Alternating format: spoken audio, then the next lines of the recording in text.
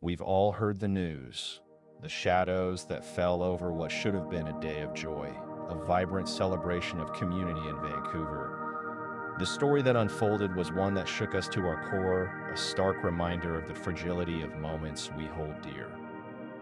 But before we delve deeper, let me tell you something. Darkness may visit, but it never truly conquers the light that resides within us, within our communities. Remember that. Hold on to that truth as we walk through the events of that night. Imagine this scene with me.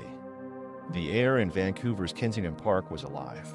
It wasn't just air, it was a symphony of sounds, a canvas of colors, a feast for the senses. The annual Lapu festival was in full swing. Think of the laughter of children, like tiny bells ringing in the twilight. Picture the swirling skirts of dancers, each movement telling a story passed down through generations.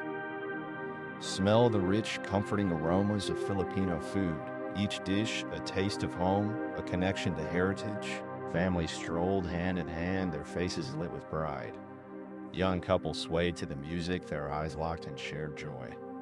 Elders sat on the sidelines, their smiles radiating a quiet wisdom, watching the vibrant tapestry of their community unfold. It was one of those perfect evenings, the kind you wish you could bottle up and keep forever.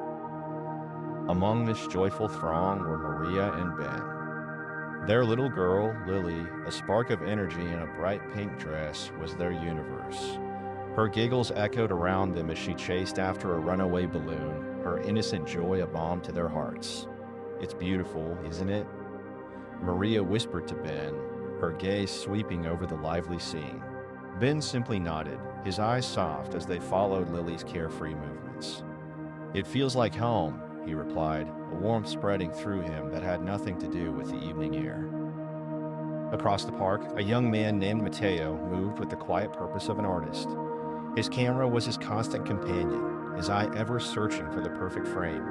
He captured the radiant smiles, the intricate details of a woven shawl, the shared meals that brought people closer. He saw the heart of the community beating in every interaction, in every shared glance. He paused, focusing his lens on an elderly woman whose face was a roadmap of stories, her eyes twinkling with the joy of belonging. "This," Mateo thought, clicking the shutter, "this is what it means to be together." As the sun began its slow descent, painting the sky in hues of orange and purple, the energy of the festival seemed to amplify. The music pulsed with a stronger beat, inviting couples to sway in time. Food vendors, their stalls glowing like beacons in the gathering dusk, did a lively trade. The very air thrummed with a sense of unity, of shared identity, a vibrant culture thriving in its adopted land. And then the sound. It wasn't music. It wasn't laughter. It was a raw, guttural roar that ripped through the joyous atmosphere like a jagged tear in fabric. The happy sounds died in its wake. Heads snapped around, conversations abruptly ceased, a wave of confusion rippling through the crowd. What was that? From the edge of the park, a dark shape emerged against the fading light. A vehicle. But it moved with a terrifying, unnatural speed, an out-of-control force in a sea of unsuspecting people. There was no warning, no time to react, no space to escape its deadly path. The joyous music was swallowed by a chorus of screams, sharp and piercing, cutting through the night. The festive air was replaced by the sickening thud of impact, the screech of tires, the horrifying sounds of metal meeting flesh.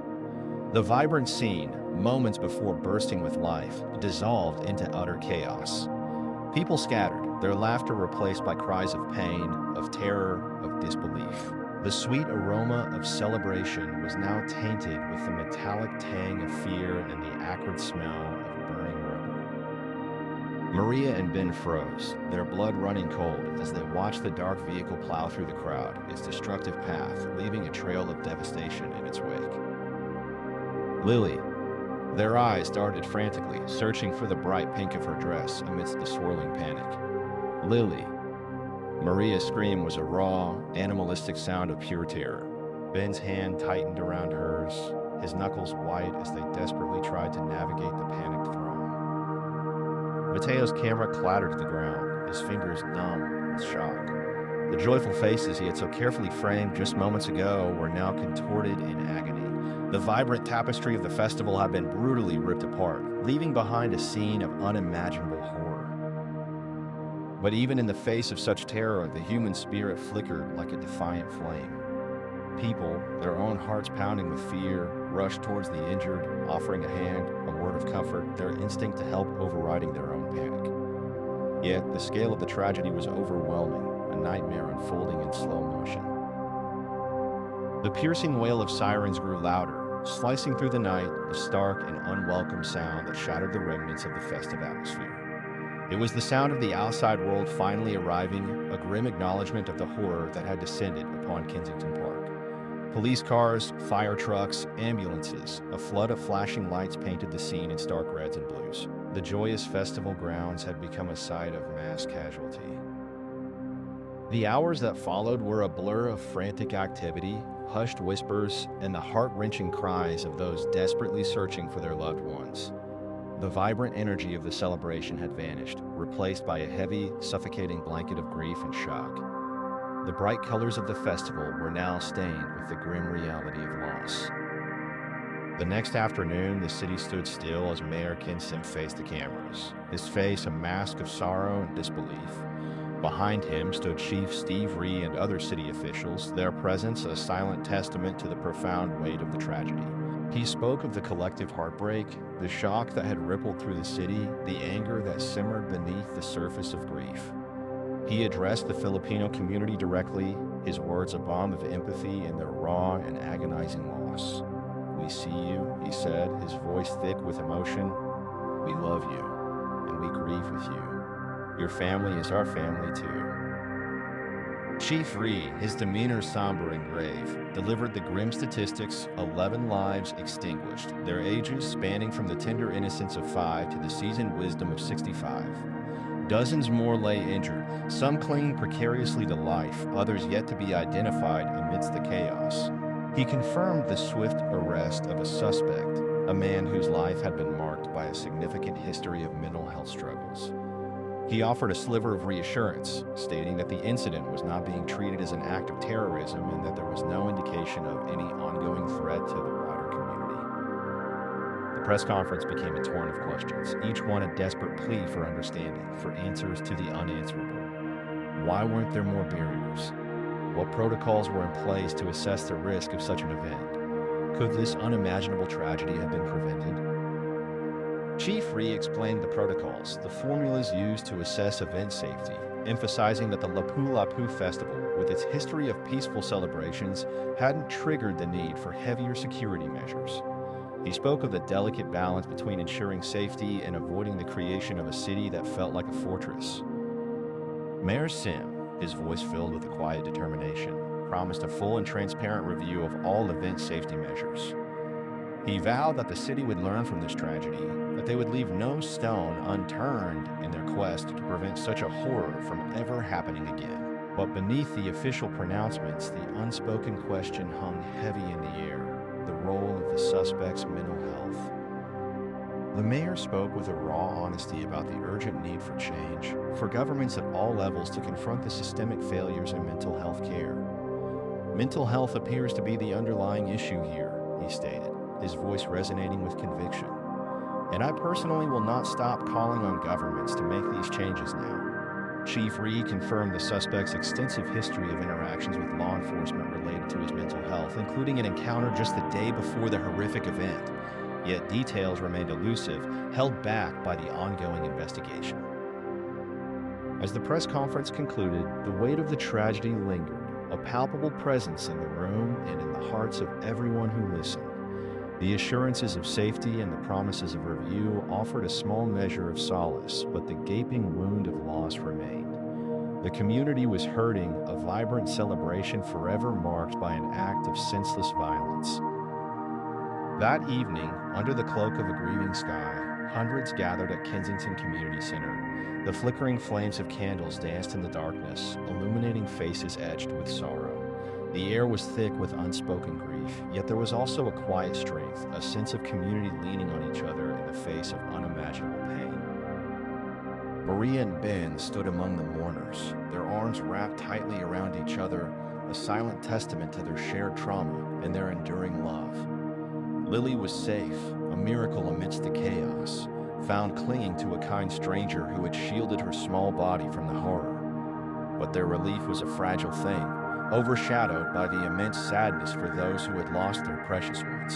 Maria clutched a small, brightly colored drawing Lily had made that very morning, a joyful depiction of dancers and swirling flags, a stark and heartbreaking contrast to the darkness that had descended upon their world. Mateo stood at the edge of the crowd, his camera now still, his artist's eye haunted by the images of joy he had captured just hours before. He looked at the faces of his neighbors, his friends, his community, their eyes reflecting a shared grief, a shared vulnerability. In their quiet sorrow, he saw a profound strength, a refusal to be broken. As the night deepened, the vigil continued, a silent tribute to the 11 lives so cruelly taken. The community of Vancouver, and especially its resilient Filipino members, stood united in their sorrow, their hearts heavy with loss, but their spirit unbroken. The path to healing would be long and arduous, but in their shared grief, they found a fragile yet powerful unity, a collective determination to move forward together. But friends, even in the midst of this shared grief and the calls for change, a tiny seed of unease began to take root. A detail, almost insignificant in the face of such a monumental tragedy, flickered in the minds of some who had listened closely to the press conference. A brief mention, a throwaway line about eyewitness accounts suggesting that volunteers might have moved some traffic barriers to allow vehicles access for vendor teardown. Traffic barriers. Not the heavy concrete blocks that could have stopped a speeding car. Lighter, more easily moved barriers meant to direct the flow of people, not to withstand the force of a vehicle. And the timing. The suspect, a man with a known history of mental health issues, had interacted with police just the day before. What were the specifics of that interaction? Could there have been subtle signs, overlooked warnings in his behavior? For Mateo, the young photographer, a nagging feeling persisted. He remembered a dark car, eerily similar to the one described in the news reports, speeding erratically through a side street near the festival grounds just an hour before the incident. He had dismissed it then, a fleeting annoyance caused by an impatient driver. But now the image returned with a chilling clarity. Had he, in his innocent pursuit of capturing the joy of the festival, inadvertently captured something more sinister? Driven by a growing unease, Mateo returned to his small apartment and began to meticulously review the hundreds of photographs he had taken that day. He zoomed in on background details, scanned the edges of his frames, his artist's eye now searching for a different kind of truth. Hours bled into the night, the pale glow of his computer screen illuminating his increasingly troubled face. And then he saw it. In the background of a photograph he had snapped of a group of children performing a traditional dance, partially obscured by the bright colors of a food stall, was the dark vehicle.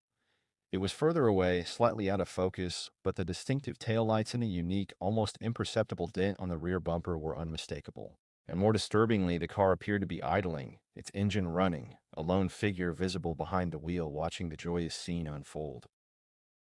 The timestamp on the photograph sent a jolt of cold dread through him. Almost 2 hours before the horrific incident. Mateo's heart hammered against his ribs. This wasn't just a random act of violence. The driver had been there, observing, waiting. He zoomed in further, his fingers trembling as he enhanced the grainy image of the driver.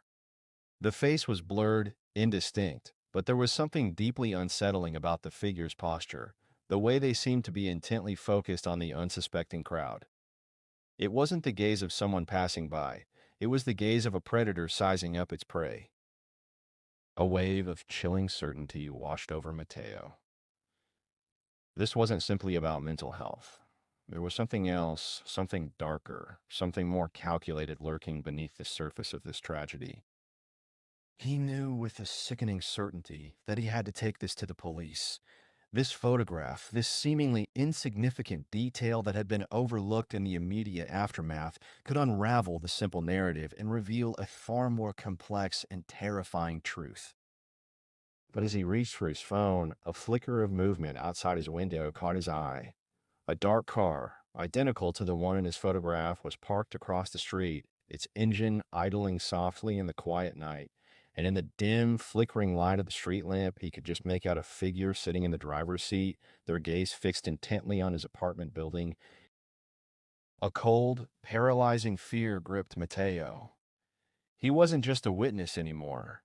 He had stumbled onto something far more intricate and dangerous than anyone had yet imagined. And now he was being watched.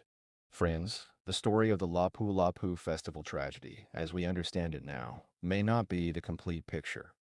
The simple narrative of a lone individual battling mental illness may be obscuring a more unsettling reality. The darkness that descended that night may have deeper roots, and young Mateo, in his pursuit of light and beauty, may have inadvertently captured a piece of that darkness. What will Mateo do? Will he risk everything to bring his discovery to light? And what other secrets lie hidden beneath the surface of this devastating event? And that's where we must leave our story for now. But this is far from over. The shadows that have fallen over Vancouver hold secrets yet to be revealed. The truth, as you've seen, is more complex and chilling than anyone could have imagined. Don't let this story fade. The answers are coming. Make sure you're here for part 2, where the pieces of this puzzle will begin to fit together. Subscribe to this channel, share this video with your loved ones, and let us know your thoughts in the comments. Your voice matters. Your vigilance matters. The story continues.